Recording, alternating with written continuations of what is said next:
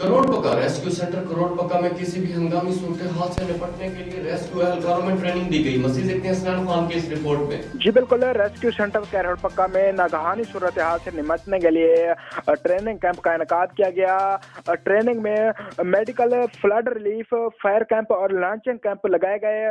Camp में rescue एहलकारों और rescue volunteer को जो है ट्रेनिंग दी गई और किसी भी नागहानी सूरत हाल से निपटने के लिए अमली तौर पर मशकें भी की गई हैं। एहलकारों ने आग लगने की सूरत में फौरी कंट्रोल करने का भी जो है अमली मुजाहरा किया।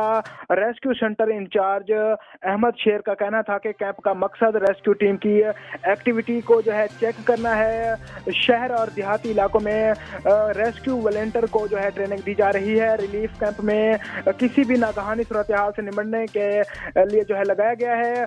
कैंप में वॉलंटियर को जो है इब्तदाई तिब्बी इमदाद की भी जो है ट्रेनिंग दी जा रही है। रेस्क्यू एहलकार किसी भी हादसे या सानहे की सूरत हाल में हर वक्त तैयार हैं। District emergency officer doctor Syed Majid की हिदायत पर जो है हफ्ते में एक बार ट्रेनिंग कैंप लगाया जाता है।